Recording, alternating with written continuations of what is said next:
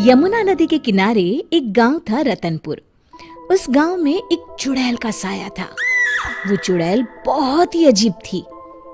एक दिन, मुनिया के बापू, जल्दी अंदर आइए। सुरेश अभी नींद में था, चिल्लाकर बोला, क्या हुआ?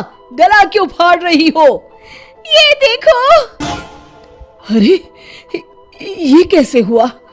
मुनिया, क्या हुआ बेटा? उससे क्या पूछ रहे हैं? बेचारी तभी से डरी सहमी हुई है। लेकिन ये तो कोई गंभीर बीमारी लगती है।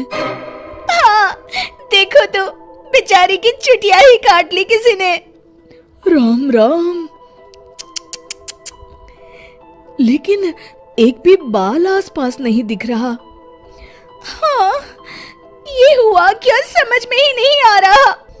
ऐसे ही 2-4 दिन मुनिया को देखने और सांत्वना देने वाले भी आए। अब कुछ शांति हुई ही थी कि एक दिन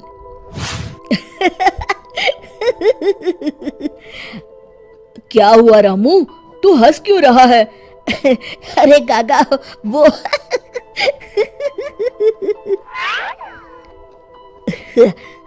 के बच्चे, कुछ बता भी। रूपा काकी की चुटिया कट गई है। हाँ, और मुन्नी भी।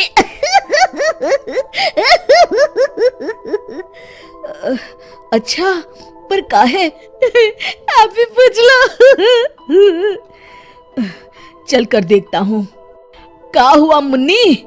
ये क्या हल्ला मचा हुआ है? तभी मुन्नी बाहर आती है। ये का सुन रहा हूँ? कैसे हुआ सब? अरे का बताएं चच्चा, रात में रोज की तरह खा पी के सोए और सुबह देखे तो अरे राम राम। पहले तो मुझे लगा कोई बीमारी है, लेकिन ये तो लगता है पक्का किसी डायन या चुड़ैल का काम है। अब तो रतनपुर में ये औरतों की चोटी काटे जाने वाली खबरें आम हो गई। अगले ही दिन, सरिता, आज बहुत गर्मी है, मेरा बिस्तर बाहर लगा देना। जी ठीक है। सरिता ने रमेश का बिस्तर बाहर और अपना और चुनिया का आंगन में लगा लिया। रात में रमेश को प्यास लगती है। बड़ी प्यास लगी है, लगता है सरिता ने पानी नहीं रखा। कोई नहीं, खुद ही ले लेता हूँ। अंदर जाने पर वो देखता है कि सरिता के बिस्तर के सिरहाने चुड़ैल खड़ी है। वो एक हाथ से सरिता की चोटी पकड़े हुए है और चाकू से उसकी चोटी काट रही है। वो जोर से चिल्लाया, चुड़ैल, बचाओ बचाओ, चुड़ैल। सरिता और चुनिया उठ गए। गांव वाले भी फौरन आ गए। देखते हैं चुड़ैल हाथ में सरिता की चोटी लिए खड़ी है। भीड़ देखकर वो हंसते हुए बोली,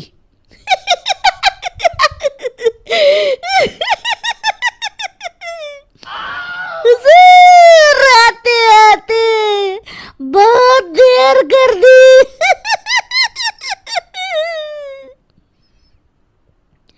सरिता तो डर के मारे बेहोश हो गई, पर बाल तो जा ही चुके थे। अरे आखिर चाहती क्या हो? पर चुड़ैल उनकी बात अनसुनी करके सरिता की चोटी घुमाते हुए सबकी आंखों के सामने गायब हो गई।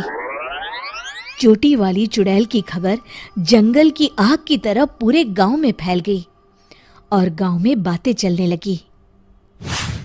मुनवा, सुना है कल तेरी भाभी की भी चोटी चुड़ैल ले गई। हाँ, उन्हीं के घर मिलने जा रहा हूँ। वैसे तो ठीक ही रहा, कम से कम अब सर पर पल्लू तो टिकेगा। हाँ, ये बात सही कही आपने। इतना कह के दोनों वहां से चले गए। इसी तरह चुड़ैल का डर सारे गांव में बढ़ता गया और लोग घर छोड़कर वहां से जाने लगे। तभी कुछ गांव के लोग आपस में बात करने लगे, क्यों ना सरपंच जी के पास चले। हाँ, सरपंच जी ने दुनिया देखी है, कोई ना कोई उपाय ढूंढ ही निकालेंगे। हाँ, चलो। और सभी गांव वाले सरपंच जी के घर पहुंच गए। समस्या सुनकर सरपंच ने कहा, समस्या तो सच में गंभीर है। मेरी अम्मा की भी है, आपके यहाँ भी? हाँ, अब क्या करें, चुड़ैल पर किसी का वश है क्या? कोई तो उपाय होगा सरपंच जी। इसके लिए किसी ओझा से मिलकर बात करनी होगी। तभी मदन बोलता है, अगर हमें अपने गांव से इस चुड़ैल का साया हटाना है तो हमें उसकी चोटी काटनी पड़ेगी। मेरी नानी ने मुझे बताया था कि हर चुड़ैल की शक्ति उसकी चोटी में होती है। अगर हम किसी तरह उसकी चोटी काटने में सफल हो गए तो उससे अपना गांव छुटकारा पा जाएगा। बताओ कौन जाएगा चुड़ैल के पास? मैं उसे बताऊंगा कि क्या करना है। अरे मदन भैया, हम मुखिया जी के पास आए हैं मदद मांगने, वही जाएंगे। अरे ऐसे कैसे? मैं गया तो गांव कौन संभालेगा? इस रामू को भेज देते हैं। अरे ओ मुखिया, पगला गया है क्या? भरी जवानी में मौत के मुंह में चला जाऊं? तुम सब छोड़ो, मैं चला जाऊंगा। देखो, वो चुड़ैल अपना काम तभी करती है जब कोई सो रहा हो। आज तक कोई जगा हुआ इंसान उसका शिकार नहीं हुआ है ना? हाँ, सो तो है। तो आज रात सभी को जागते रहना है, सिर्फ मैं सोने का नाटक करूंगा। हाँ हाँ ठीक है। फिर मदन नकली चोटी लगाकर और साड़ी पहनकर पंचायत के चबूतरे पर ही सो गया। रात के 12 बजे चुड़ैल वहां आई। आज पूरे गांव में घुमाई, कोई सोया ही नहीं। तभी उसकी नजर चौक पर सोए मदन पर पड़ी। ये औरत यहाँ क्यों सोई है? लगता है घर में झगड़ा हुआ होगा। खैर मुझे क्या, मुझे तो बाल चाहिए। चुड़ैल ने चोटी काटने के लिए जैसे ही चोटी पकड़ी, वो निकलकर उसके हाथ में आ गई। इसके लिए वो तैयार नहीं थी, इसलिए 2 पल के लिए वो कभी चोटी तो कभी चाकू को देखने लगी। इसी समय का फायदा उठाकर मदन ने उसकी चोटी काट ली। पहले तो वो डर गई, फिर भी हिम्मत करके बोली, कौन है तू? बता कौन है तू, नहीं तो मैं तुझे खा जाऊंगी। तेरी चोटी मेरे पास है, तू मेरा कुछ नहीं बिगाड़ सकती। मदन उसकी चोटी दिखाते हुए हंसता है। मेरी चोटी दे दे, दे दे मेरी चोटी, मेरी चोटी दे दे। चीखते हुए मदन की तरफ बढ़ी। हाँ, अगर एक कदम भी आगे बढ़ाया तो मैं अभी इसे जला दूंगा। नहीं नहीं, ऐसा मत करना। नहीं करूंगा, पर एक शर्त पर।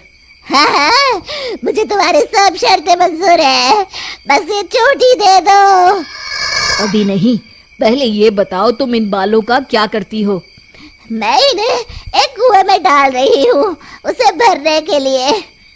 वो क्यों? जब वो कुआं भर जाएगा तो मैं सबसे शक्तिशाली हो जाऊंगी।